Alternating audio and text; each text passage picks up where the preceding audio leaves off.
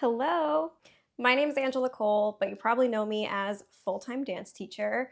And welcome to my YouTube channel. I have been making content on Instagram for a little over 2 years now. So I'm just so excited to be able to go into more depth and just do more here to help all of my fellow dance teachers out.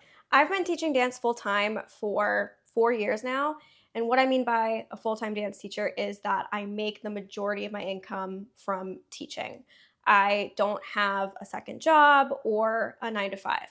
I do still dance professionally, but that is very much freelance based. Today, I'm going to share with you exactly how I became a full-time dance teacher because that wasn't always the case. It actually started from me stepping away from dance and getting an unrelated 9 to 5 job. I started teaching dance directly out of my college dance program. I graduated from Roger Williams University, and in those first few years post-grad, I was doing a lot of different things, as dancers typically do. I was doing freelance gigs. I was making my own work, my own choreography. I was teaching a lot of fitness classes, specifically kickboxing classes for adults. And then I was teaching dance contemporary classes for children and teens, but I was only doing that 2 days a week. I did not like teaching dance at first.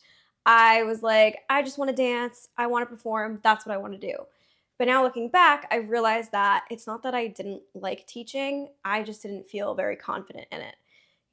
In my early 20s, I didn't feel very established. I still felt like a student in a lot of ways. So I kind of shied away from taking on more teaching gigs. So a few years of this goes by, I'm 25, and I came across a job posting for a full-time admin position closer to Boston. I had been living in Providence at the time, and I was just feeling like I was really tired of piecing a bunch of different jobs together. The thought of just going to one place and back every day sounded really good to me. The thought of having a steady, stable income sounded really good to me. I had definitely been making it work. I was living on my own, renting my own apartment for years at this point, but I just felt like it was time for a change. It took me 3 months of interviewing for this job, but I did get it. And so I moved from Providence to just outside of the Boston area. It was 2019 at this point, and I was really excited to, be more financially secure and live in a bigger city. I had no intention of stopping dancing altogether. Again, I just wanted to feel a little bit more secure. I quickly learned that I had made a mistake. The job was a salaried admin position, which meant that they could just make me work as much as they wanted to without paying me more, without paying overtime. My regular schedule was over 40 hours per week, and I only had 1 day off per week. And yeah, they could just add to my hours, make me stay late whenever they wanted, and they did. I had no energy to do anything else besides this job. And the crazy thing was is that I was still living paycheck to paycheck. I was making more money than I ever had before, but because the cost of living, near Boston was a lot more, I was basically in the same financial position that I was before.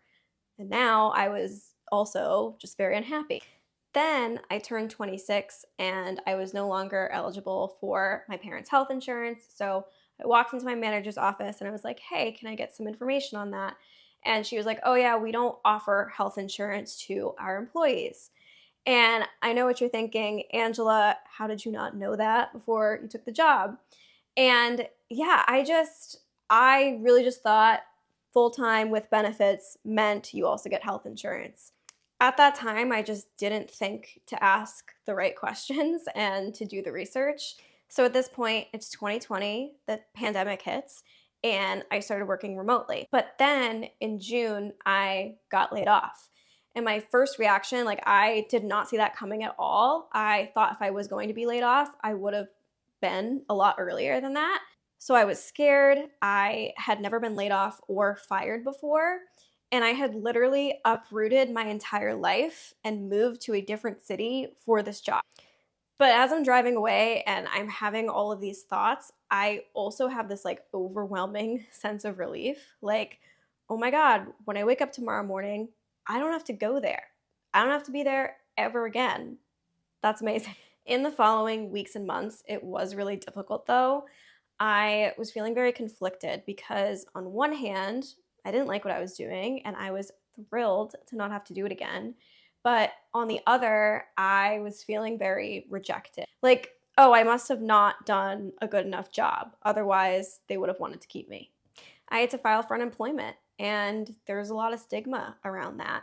Even though a lot of people were at that time, I remember the discourse from a lot of people being, oh, like we were lazy and we're relying on the government and that's what the government wants. And even though I knew that was all BS, I had always been busy and working. And so for all of a sudden, for me not to have a job, it did mess with my sense of self and self esteem. Add into the mix that I had absolutely no idea what I was going to do when I did go back to work.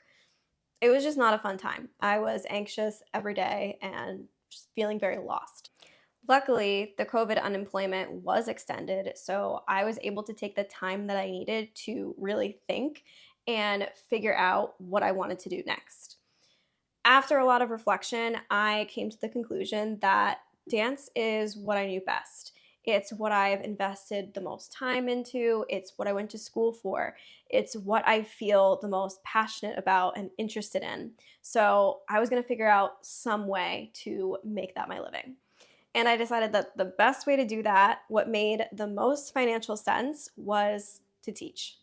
It's the summer of 2021, and dance studios were going back to in-person learning. I had been working a part-time catering job because my unemployment was ending soon and I was panicking. I just started looking up open dance teacher positions in Rhode Island and Massachusetts. I directly reached out to a bunch. This was early August, and then 3 weeks later, I had 3 different teacher positions for the school year. 2 dance studios, and then 1 private elementary school that had an after-school specials program. In October, another private school reached out to me. I had applied to work for them over the summer, but they hired someone else. She was now leaving, so they offered me the position. It was an extra 9 hours a week, which is really good. So I took that, and then I was teaching at 4 different schools, about 23 to 25 hours a week, which was enough for me to make a living. I quit my catering job and officially became a full-time dance teacher. It's been just under 4 years later, and I'm still working in 2 of the same schools from that time. Right now, I work in 3 different places, so 2 dance schools and then 1 private elementary school. I know that was a very long-winded story, but I really do feel as though if not for all of that, if not for leaving dance and then getting a normal job and then, going through all that stuff during the pandemic, I probably would have never realized that teaching is really what I was meant to do. I honestly probably would have continued to be scared of it for the rest of my life if I had not really been forced to dive into it full speed ahead, working in 4 different schools. So that's the story. Make sure you subscribe to my YouTube channel because every week I'm going to be putting out a video that discusses a topic within dance education for dance teachers, all of the advice, lots of different content coming your way. See you later.